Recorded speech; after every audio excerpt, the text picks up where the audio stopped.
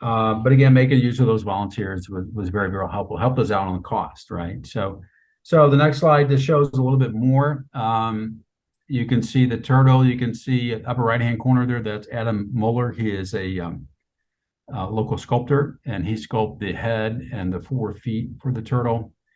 Lower right-hand corner, not the best image, but kind of grainy exposed, but that was the mulch, the safety surfacing going in, the mini mulch, and it was piped in. It made quite the mess, quite the dust. I wouldn't recommend it. I would hire people to haul it in with wheelbarrows and dingoes and others, but that got quite dusty. But that's what it is. So again, you can see the materials there. And the next slide does show kind of the finished product. You can see the turtle there.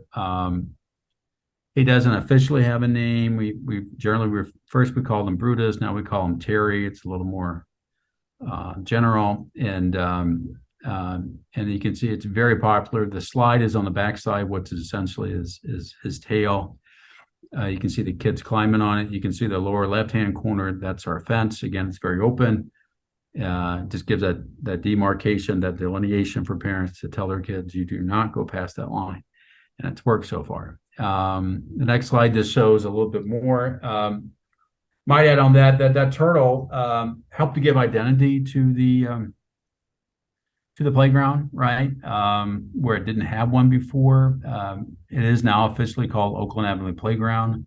But I think because of that, because of the project in general, we have received interest from donors who want to give more money to FPF in the park, specifically for the playground, and to come up with a name for it. And that's good, right? For an entity like us that relies on donations, that's a good thing. You can see how we incorporated some of the traditional playground equipment, off-the-shelf equipment.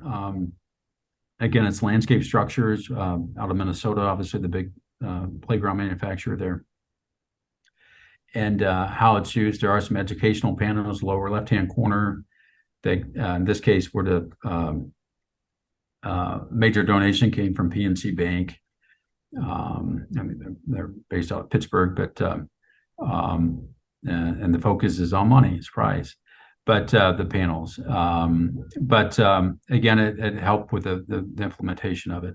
And there you can see the bench, upper right-hand corner, just one of the benches that we incorporated. There's about 4 of those on the site, some of the stumps and climbing structures. But again, the focal point is that turtle. So it's worked out very well for us, and we think very, very popular. So a little bit on lessons learned that we've learned over the past 3 to 4 years on both projects, right? And so there you see the Paul Bunyan tree at the end that the kids jump off of. Real quick, I want to touch on, and I didn't put it in writing because I didn't want to get in trouble. And so if you go to the next slide, and your designers, the folks who operate and maintain your park or your space, you need to consider the user experience. A little dirty secret from the design professions that was in for 30 plus years. Most designers design for themselves. It's a shame, they do. Have you ever been to Falling Water in Pennsylvania? Frank Lloyd Wright, who was a smaller man, very small, narrow hallways, very low ceilings. Of course, that man had a big ego, but very talented. But you need to consider the user, I guess is what I'm trying to say. This image shows those kids from the Missouri School for the Blind. And look what a wonderful experience those children are having, right? Just from a sensory experience, tactile experience. You can't really see it, but our signage there does have Braille on it. They come to the park every year in a field trip, and it's a wonderful sight to see. And you have to consider that. Right. And so one of the reasons I bring this up is because that image in the middle, we have a full stream, which we did not have in the beginning. We did not have in the first year of the playscape because all the water was percolating down through the ground because we said we wanted everything to be natural. And well, water percolates through soil unless you make it impervious. And so we had some folks say, well, that wasn't part of the design intent. That wasn't the integrity of the design. And I said, along with a few others, we said, but what is the user experience? What are the kids? They're not even using this space. And the folks who generally say, you have to adhere to this or you got to adhere to this, guess what? They never use the space, right? And so we did go back out to the site and ask, some families, hey, do you like the water? And like, of course we like the water.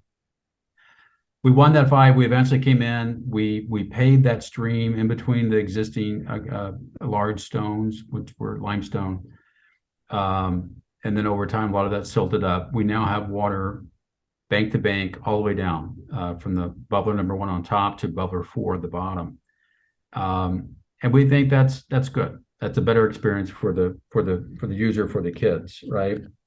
The next slide just shows a little bit on maintenance. We do, nothing's perfect, right? You can see whether it's the small rope lashing, the left-hand corner of our post over on Oakland Playground, we've lost that. The upper image there of the pond in the middle, kids were throwing those stones. We were shocked they were picking up, they're basically a large riprap about anywhere from 10 to 12 inches long and throwing these everywhere, even small kids. And we didn't hear any getting hurt, but it really became a maintenance issue of the pond would end up with all the stones every morning. Brian, one of our guys at Playscape, would have to empty it. We eventually pulled out all those stones, most of them, and came back in with the larger flat limestone pieces. Yeah, some of our stumps have rotted. Even one of our seats have rotted. Any wood material, I don't care what the wood species is, Western red cedar, Eastern red cedar, treat it. If you don't get the moisture and the water out of it, it will rot. And we knew that going in. We knew that some of these stumps would, kind of start to decompose. That was all part of the plan and operations. We are in the process, actually starting in about 2 weeks. We're going to go in and pull a number of these out and put new ones in. The seats, the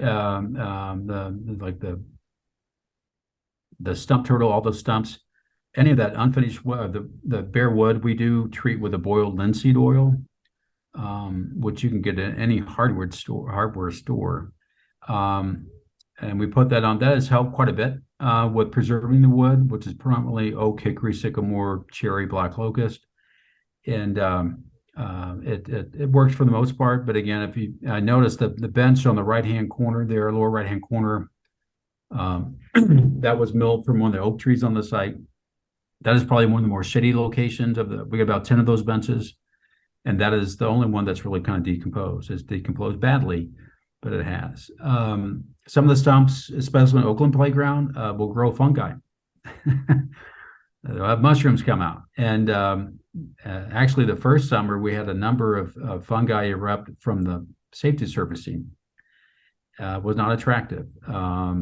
And our contractor had to go out there about every other day to just kind of rake the mulch to get it to dry out to get the moisture out. So there is maintenance, right? There is quite a bit of it at times. But any open space, any landscape, any public space requires maintenance, right? And so